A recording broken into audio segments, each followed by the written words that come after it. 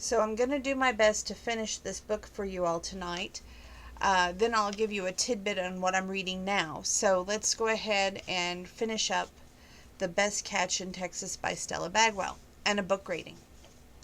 So where did we leave off? Yes, page 146. Her heart was aching for him as she stepped closer. Why? She watched his features tighten.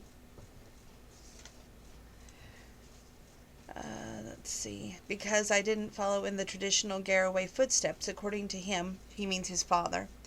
I'm a good-for-nothing rebel. Unable to understand such narrow-mindedness, Nicolette shook her head with amazement. You became a doctor like him, which took years of diligent work and study. Wasn't that enough? Not at all. The Galloways have an image to uphold, or so they think. I ruined things by moving away, by defying the long-standing years of the Richard Garraway, being a noted neurosurgeon in Euston. Her gaze traveled to his strong tan hands. On one he was gripping in the handle of the iron skillet, the other was holding a long-handled fork. Both looked like a workman's hands instead of those of a pampered surgeon. Memory told her that the palms were slightly calloused, just rough enough to cause a pleasant friction as they smoothed across her skin. She tried not to shiver at that thought. She said, "From what I've been told, you do perform some surgeries." Page 147. He nodded. "Minor things like pacemakers, anything else that involves the open heart, I refer." "Did you choose not to do those major surgeries to defy your father, or was there some other reason?"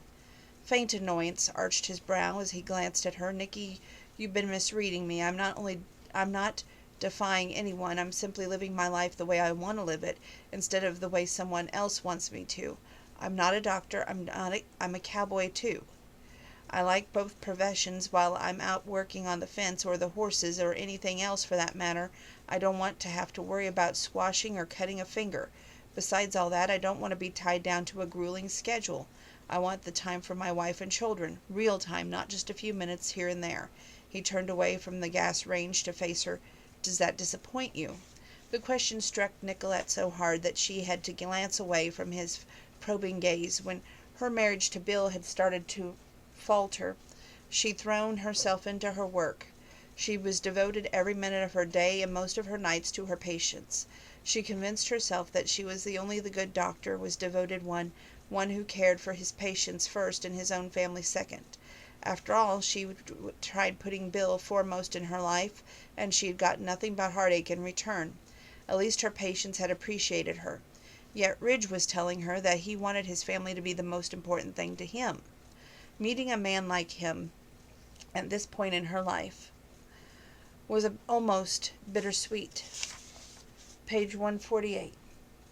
"Of course it doesn't disappoint me," she said huskily. Even though her heart wasn't in the words, she was a bit disappointed, but not for the reason he thought. She was saddened because she knew she wouldn't be his, quote, special woman, the one who would be eventually to make a life with him here in this cozy ranch house, or the one to give him children. Why should it? Faint humor twisted his lips. "Because you think a doctor is supposed to turn his life over to his patients." Turning her head back to him, Nicolette looked at him crossly. "I never said that." "You didn't have to. I can read between your words." He was mixing her up, turning her thinking in one direction and then another. She let out a hefty sigh of frustration. "Look, Ridge, I tried mixing a medical career and a marriage. It didn't work out for me. So you think I can't make it work either." Shaking her head, she tried to quell the strange emotions swirling around inside her. A part of her wanted him to have everything he wanted, especially happiness. But when she thought of him with a wife and children, she couldn't stop the selfish longing eating at her insides. "I didn't say that," she answered finally. "I just think that it would be a very hard balancing act unless you found the right woman." A slow smile spread across his face and crinkled the corners of his brown eyes. "She's out there, Nicky, and I plan to find her." Nicky's heart fluttered like a hummingbird's wing as she waited for him to go on with some flirtatious line that he was looking right at that woman, or that he had already found her, the perfect woman. She was standing next to him. But he didn't say any of those things. Nicolette hated herself for letting that whole idea leave her feeling as flat as a pancake. What did she expect? She'd taken herself off the market for love and marriage. Good luck, she murmured, and then turned toward the head of lettuce, draining a paper towel. I'll make a salad while the meat finishes cooking. You want a tomato? And that was page 149. Moving forward. Page 165. I have a hair that is bugging me. That's why I keep doing this, because I'm trying to find the hair that's bugging me. There's why it's bugging me. It's on my glasses. I have a bad habit of putting my glasses on my forehead. There we go.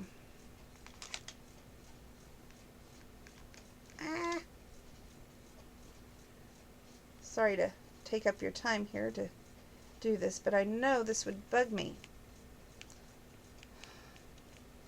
Well, we're just going to have to let that go. Page 165. Geraldine, that's her mother, glanced up and, after taking a moment to scan Nicolette's troubled face, laid a gentle hand over her daughter's. It sounds as though you're beginning to care for Dr. Garroway. Did she, after last night? She felt so foolish to even ask herself that question. From the first night she rushed to the hospital and found him treating Dan in such a personal way, she cared about him, but now that initial caring seemed to be growing, blossoming into something that made her feel like the world around her was bright and beautiful. She didn't want to fall in love. That wasn't in her plans, but her heart didn't seem to be following the instructions. Breathing deeply, she wiped her fingers on a napkin and then reached for her coffee. I do care for him, Mother, but I don't want things to get too serious between us. He's a man I enjoy being with. That's where it stops. Why? Geraldine persisted. And don't start in about Bill and all the bull he puts you through. Ridge isn't Bill. He's far from it. That's sure saying a mouthful, Cook spoke up, with a voice full of grit. I'd still like to take Bill out somewhere and scare the hell out of him with my shotgun. Ignoring Hattie's comment, Nicolette said to her mother, I'm 9 years older than Ridge, Mom. That's eventually bound to cause problems. Not if you don't let it. Page 166. So Ridge had said too. Nicolette thought wearily she might as well forget that argument for the time being. Okay, put that reason out of your mind, and think about this. Ridge is a busy doctor, and so am I. We'd never have time for much of a life together. He deserves more than that. She pauses as her throat thickened with emotion, and before Geraldine could spot the glaze of tears in her eyes, she turned her gaze to the window looking over the back patio and the garden beyond. She swallowed before she spoke. Ridge wants a wife and children.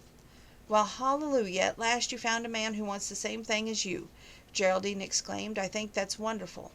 Dismally, Nicolette turned back to her mother.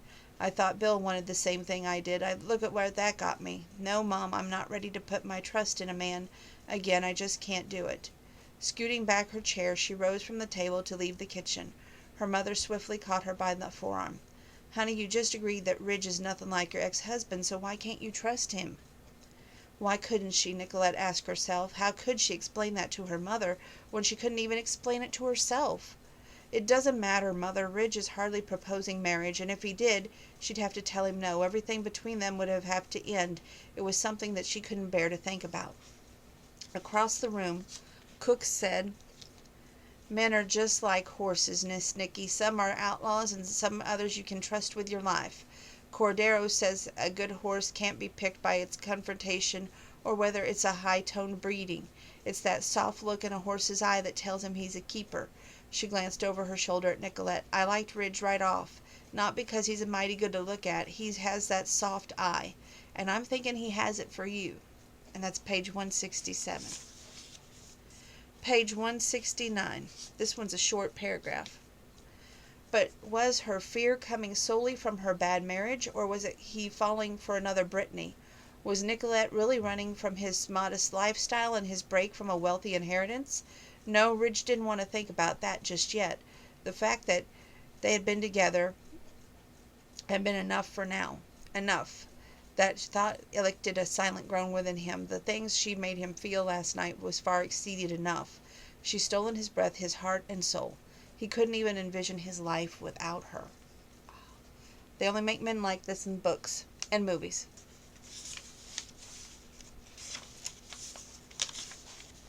Page 180 and 181.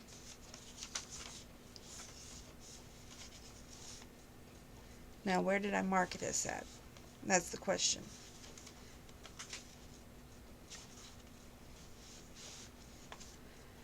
Okay, so he sent her roses, and they've kind of had a little disagreement, okay? And she's been deciding on where the roses should go, so she's deciding that the roses should go home with her. Here we go.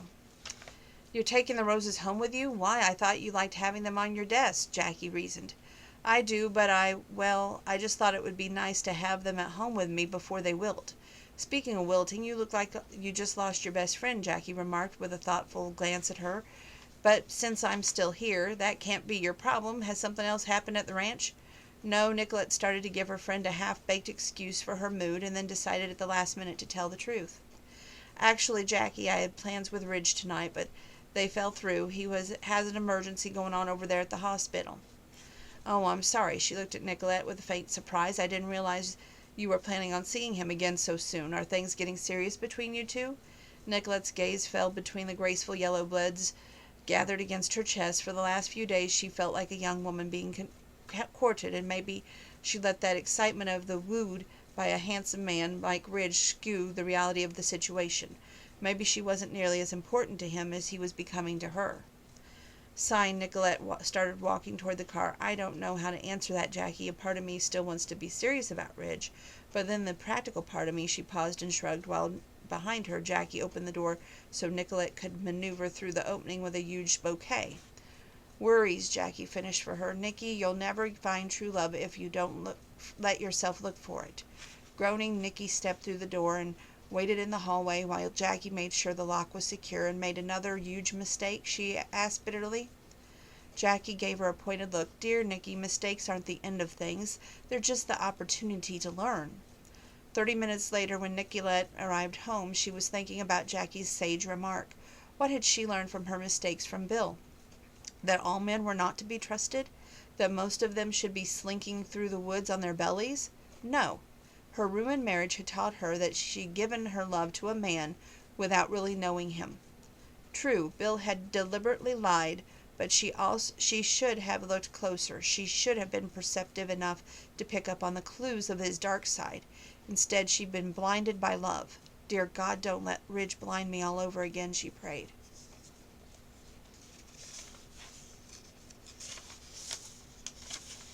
Page 186, 187,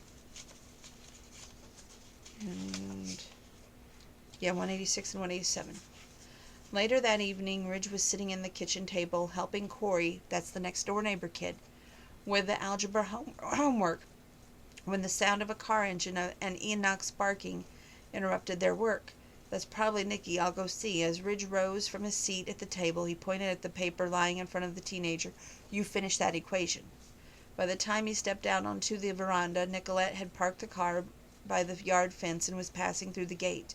With a wide smile on her face, he trotted out to meet her. You're here, finally, he said as he swooped her up in a tight hug and lifted her completely off her feet. By the time he set her back down, she was laughing. I think I'm all here, she told him as she smoothed down her skirt over her pale pink sheath. Grabbing both hands, he walked backward, leading her toward the house. I tried to call you this evening to make sure you were still coming. Your receptionist said you're already gone for the day. I'd several chores to do away from the clinic, she explained. By now they reached the steps to the veranda, and he paused before leading her the rest of the way. I was afraid that maybe you wouldn't show up, he confessed. Surprised by the serious look on his face, she asked why. I told you I would. He shrugged. Yes, but after I had to cancel because of work, I figured that you might be, peeved at me. She squeezed his hands. Ridge, how could I be peeved at you for doing your job? You're a doctor. You're supposed to be committed to saving lives. Yes, but I don't want to disappoint you. A sense of deja vu crept over her. Many times she said those very words to Bill. She felt guilty about being away from him while she cared for the sick. As a result, she bent over backwards in other ways to make up for their lost time together. But in the end, she'd been wasting her effort and her love. He used her busy work schedule as a reason to have affairs. Turning her mind away from that dark memory, she quickly assured him, You didn't disappoint me, but I did miss you. Page 193 194, 195, 196, and we'll just start here at 193. How many times had she imagined that very thing, Nicolette asked herself, the whole idea that it would be an answer to all her dreams and prayers she ever had, but to even allow herself to hope for such a life, then have it all crumble before her eyes, would be more than her tattered heart could stand. Numb with pain, she laid her hand against the side of his cheek. My dear Ridge, you're not thinking clearly. You're a doctor, I'm a doctor. Our schedules are consumed with work. Last night was a good example. Trying to make a marriage succeed around our hours would be insane. Besides, I'm 38 years old. You're only 29. A scowl drew his brows into a perplexed line. What does that have to do with anything? 194. She sighed. I only have a few childbearing years left, Ridge. You have many, and I'm going to be way ahead of you in the aging department. After a few years, I would seem like an old woman to you. I couldn't bear that. I couldn't bear for you to turn your sights to someone younger. Hell and damnation, I'm not your ex-husband. He reached to the floor and got dressed, and she watched him. Nicolette reached. She couldn't argue, especially if he was clothed, and snatching up her strewn garments, she began to yank them on. I didn't say that you were like him, she pointed out, but you are a man. His arms folded across his chest as he studied her through narrowed eyes. So naturally, that makes me an... After pulling a scanty pair of panties over her hips, she stepped into the pink sheath she worn to work, and while she struggled with the zipper of the back, she looked at him and tangled over her dark hair. No, it just means that some of you have become... It just means that some of you become dissatisfied. Quickly he closed the distance between them and looked down at her with a fierce expression. I don't know what sort of man your husband was, Nicolette. So far, you haven't wanted to share that part of your past with me, but if he hurt you, as you've implied, then I have to believe that he was worthless. If that's what... I'm not accusing, she tried to interrupt, only to stop when he turned his back to her and lifted his face toward the ceiling.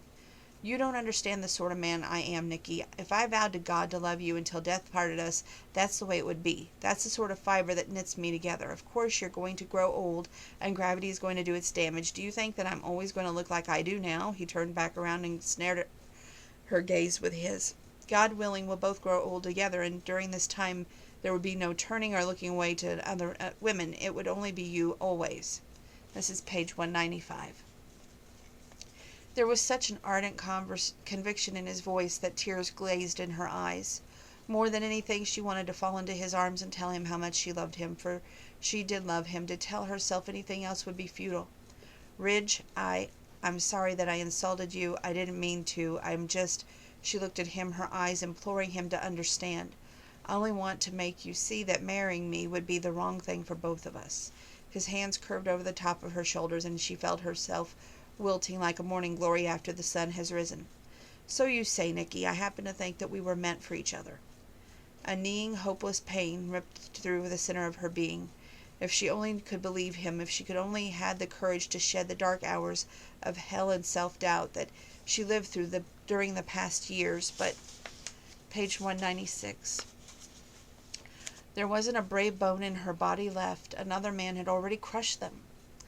Her voice strained with misery. She said, all right, maybe our age differences wouldn't be a problem, but there's still the fact that we're doctors. And if I was ever crazy enough to marry again, I'd be even crazier to marry a doctor. If we did have children, would you be around to help me raise them? I just can't see it. Your job or your family would suffer. A stunned look came over his face, and then jaws snapped together like an iron trap. Nicolette realized she let her tongue run away with her, but she was desperate. Feeling desperate, as if making him angry made him see reality that she'd done her job.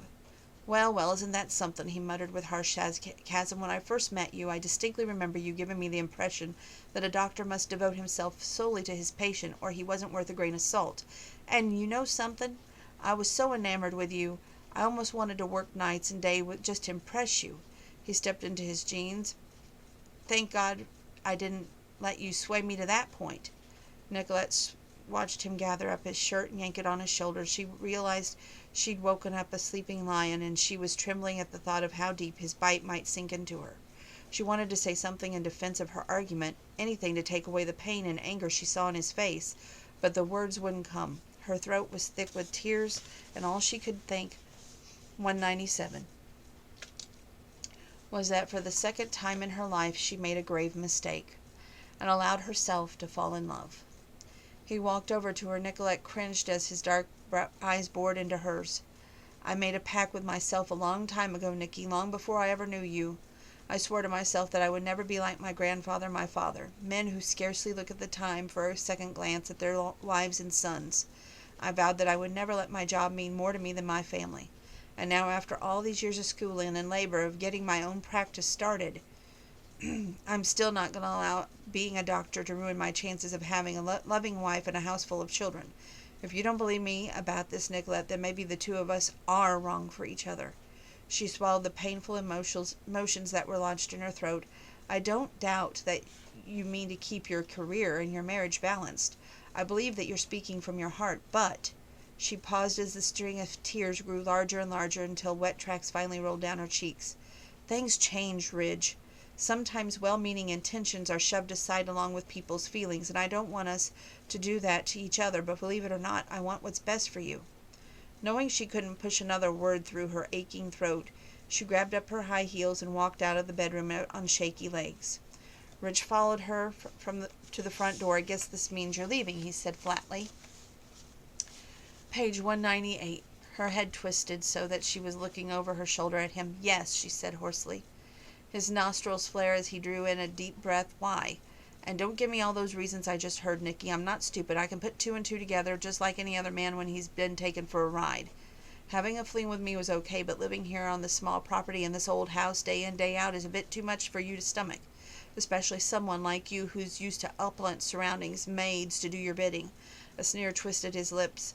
Well, I could give you those things, Nicky. We Garraways have the money too, but that's not the way I want to live, and I don't want a woman I have to buy.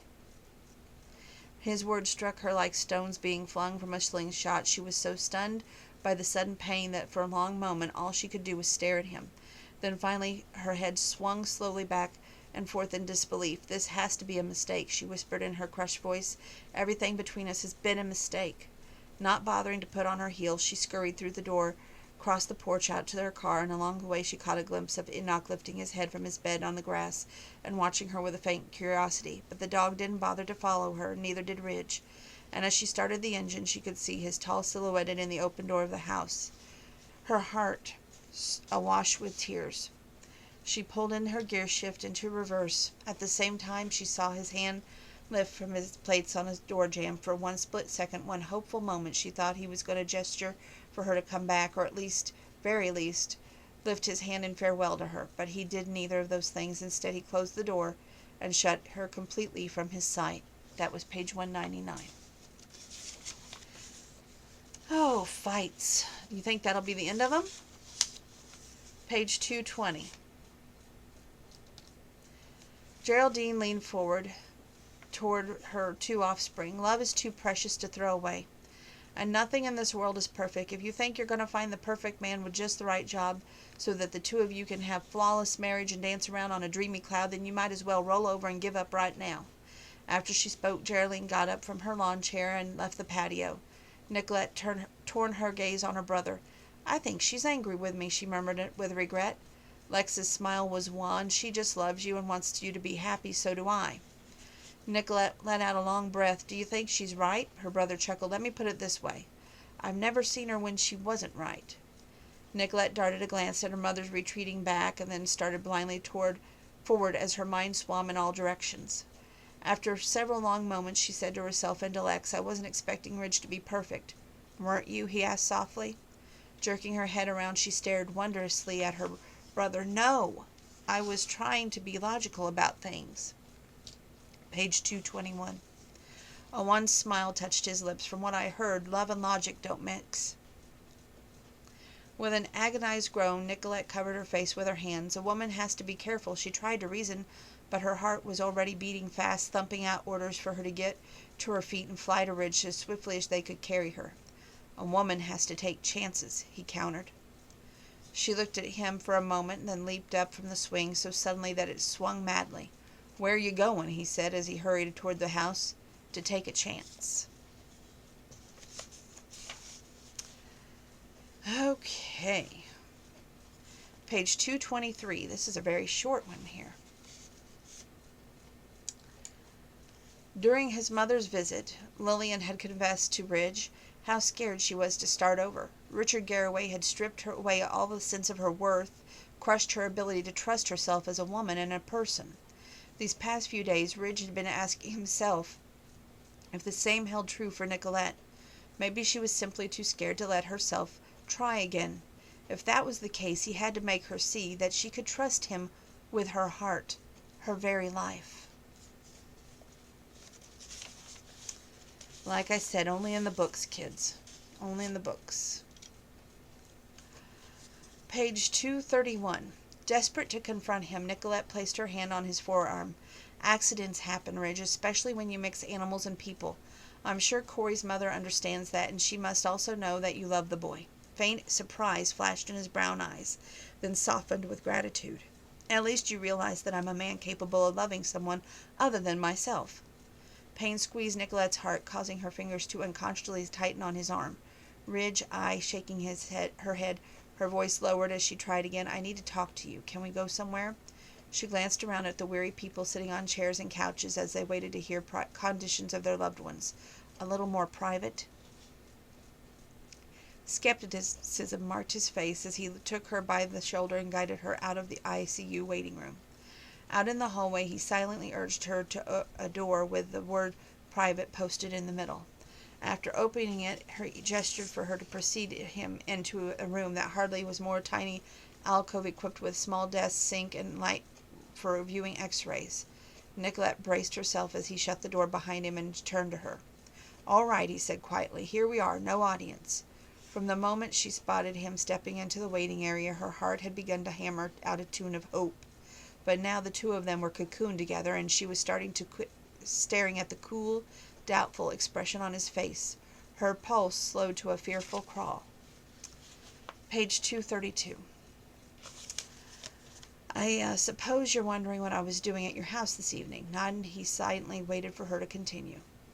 Nicolette swallowed. "I was hoping to surprise you. Instead, I saw an ambulance driving away, and her head fell forward as she was staring at the tile beneath her feet, instead of his stern face. "Oh, Ridge, Ridge," she said in a choked voice.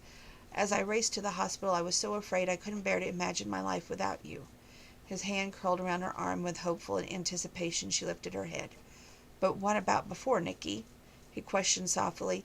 "Before you thought I might be hurt, you were coming to my house to tell me something?" Stepping forward, she placed her hand on his chest and marveled at the sense of peace she felt just touching him.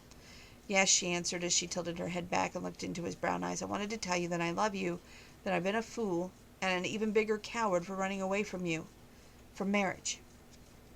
Incredible joy swept across his face as he pulled her into his arms. Nicolette felt such a thrill of pleasure that her head reeled with it. The scent of him, the hard strength of his body, and the warm breath caressing her cheek felt like a delicious drink, filling it up with empty holes inside her. "Oh, Nicky, Nicky," he said with a groan against her hair. "I love you so much I was beginning to think I'd never hear those words from you. What made you change your mind?" Page 233. Easing her cheek from the middle of his chest, she looked up at him and smiled through tears of joy. "Mother, she can be a formidable force at times, especially with her children. And let's just say she shook me up pretty good. She made me see how awful it would be to lose you."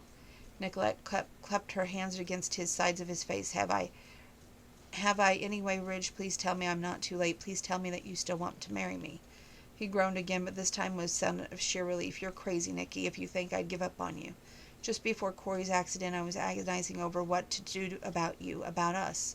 I decided I would swallow my pride and try once again to change your mind. I just hadn't figured out yet how I was going to do it." His head shook back and forth with amazement. "Dear God, I've never dreamed of you would be coming to me like this." His arms tightened around her as though he never intended to let her go, and Nicolette felt scars inside her blow away like dead leaves tossed into the wind. Ridge truly was a heart mender. He made her heart whole again, able to love again. "I couldn't stay away," she murmured. "These past couple of weeks without you have been utter hell for me, Ridge." And her head shook with regret as she looked into his eyes. Well, now I realize that I've handled everything badly. I should have been more open with you from the very start. Then maybe you would have been able to understand why I ran away from you like a timid little mouse who saw its shadow. Page 234. He stroked her hair and he stroked her hair, and the love she saw in his eyes was such a wonderful sight that she wanted to weep with joy and relief. It doesn't matter, Nicky. You don't have to explain. Yes, she urgently countered, I do. I need to tell you all of it to you. I don't want us to start a life out with anything standing in the way. Let me throw away this burden away once and for all, Ridge. Nodding gravely, he said, all right, I'm listening. Easing out his arms, she turned back to him as she tried to pull the words together she needed to say. She didn't know where to begin or how to convey the crushing self-doubt she lived with for the past few years. She only knew that she wanted Ridge to see all the fear she carried in her own heart and why it had made her so hesitant about loving him. Finally, she gathered enough inner strength to face him and speak. You already know that my marriage to Bill was not an easy one. He gave her a single nod. Clenching her hands in a prayerful clasp, Nicolette went on. You've got to understand that when I married him, I loved him very much. While we were engaged, he was attentive and dedicated to me and appeared to be caring for me just as much as I did for him. We made plans for the future just like any normal couple does before they walk down the aisle. I had always wanted a family of my own, even more than I wanted a medical career. To have a husband and children would have been a dream come true for me, but it didn't come true, he said grimly. Pressing fingertips to her drawn forehead, she said, we were a happy couple at first, and I was too disappointed after a couple of years passed and I still hadn't gotten pregnant. Being a PA, I understood that these things take time, but another year slipped by and I started getting anxious, especially when the doctors continued to tell me that they couldn't find nothing wrong and that from me conceiving. This is page 235. Caught by her story, Ridge's gaze earnestly searched her face. What was Bill thinking about all this? Nicolette's features tightened. Oh, he played the concerned husband. He tried to reassure me that eventually we'd have kids and that I just needed to give it more time, but I was beginning to sense that he wasn't really bothered by that matter, especially since I suggested we go both for fertility test and he flatly refused. We had a big row over it, and he told me I needed to forget all about having babies, that he should be enough to make me happy. Oh, Nicky, I'm so sorry. You must have felt like he deserted you. Ridge's empathy brought a lump to Nicolette's throat, and she had to look away from him and swallow before she could go on. Yeah, I realized that there had been a huge gap between us, one that I hadn't even been aware of. When he told me to forget about having children, the joy went out of me, Ridge. I threw myself into my work to forget. Maybe he even wanted to pretend that everything was right with my marriage, but it wasn't. Page 236. To forget. To pretend. Ridge had heard his own mother speak those very words and suddenly understood even more than he had the day Lillian's visit how one person could crush another's spirit until there was nothing left. So your marriage slid downhill, he said, certainly. What happened? What about about the divorce? She grimaced. Looking back on it now, I realize I should have gotten out of that marriage earlier, but I kept hoping things would get better, especially if we had a child. I'd always considered a marriage a sacred vow to God. I didn't want to give up on it, even though bad times. But Bill finally took the choice out of my hands. He asked for a divorce and confessed that while I was working 6 days a week at a clinic, neglecting him, he'd been using that time to see other women. Bastard, Ridge cursed underneath his breath. I'm not tired. Underneath his breath. There we go. Nicolette sighed. I called him more than that, especially when he told me he had plans to marry another woman, one much younger than me, who wasn't married to her job. But the young woman wasn't the biggest hurt.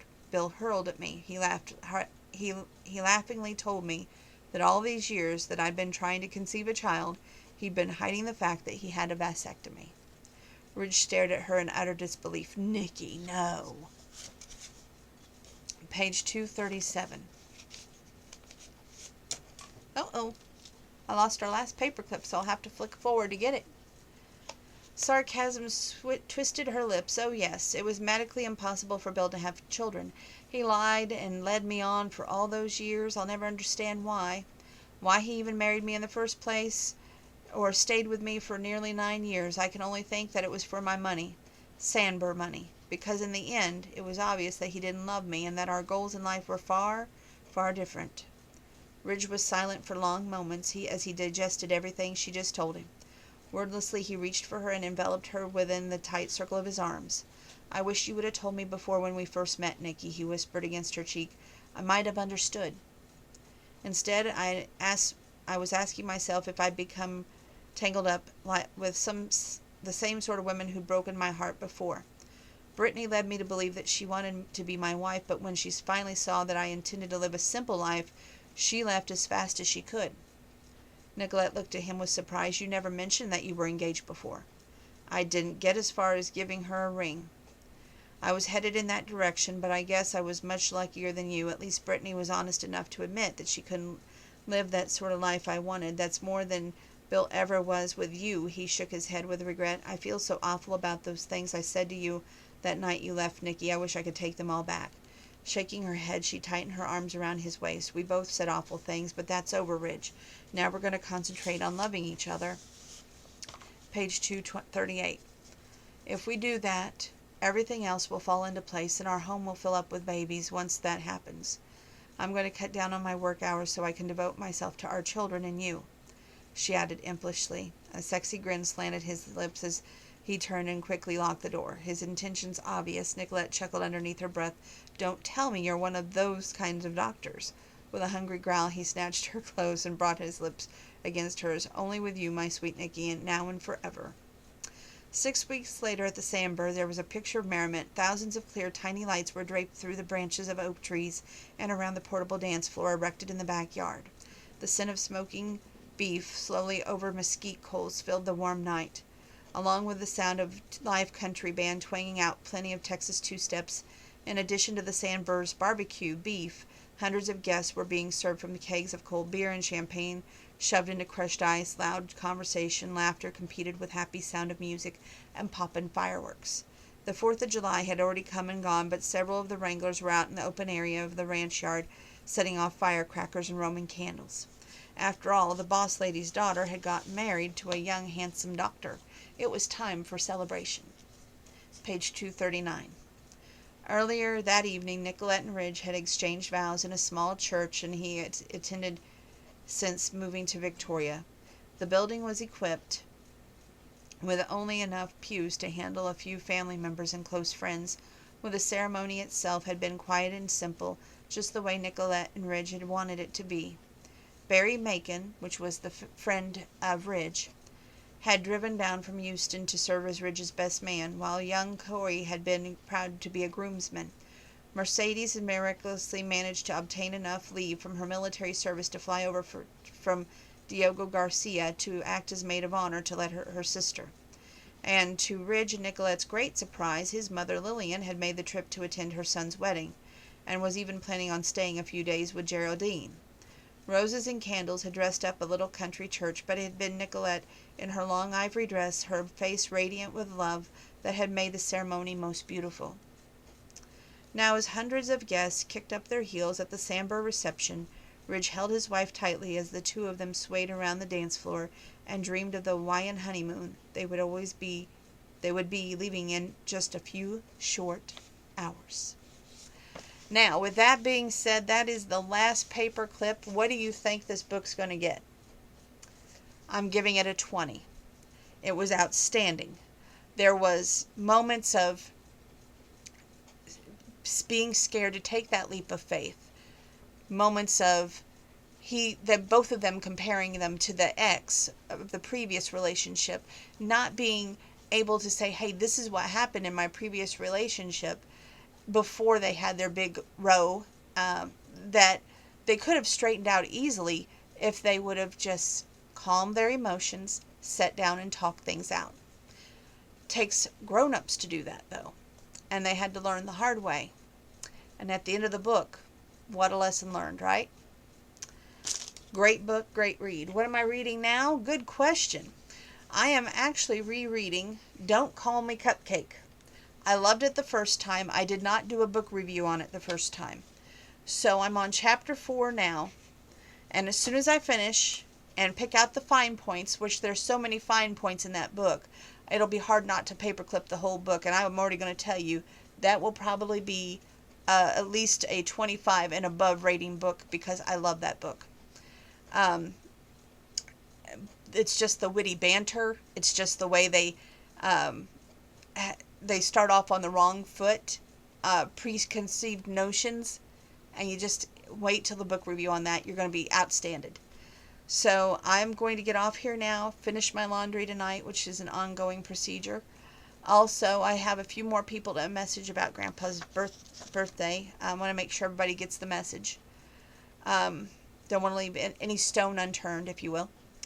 So again, make sure you read this book here, The Best Catch in Texas. It's a very learning experience. It shows that the age difference wasn't so much the problem as their past created the problems in their relationship. And that was kind of like the stumbling blocks for both of them. Both of them had been hurt. Both of them were scared to really trust, really let their guard down, and comparing them to their exes. They really had to learn that they could believe in each other, have faith in each other, in order to love one another. Great book. So with that being said, love y'all. Till next time.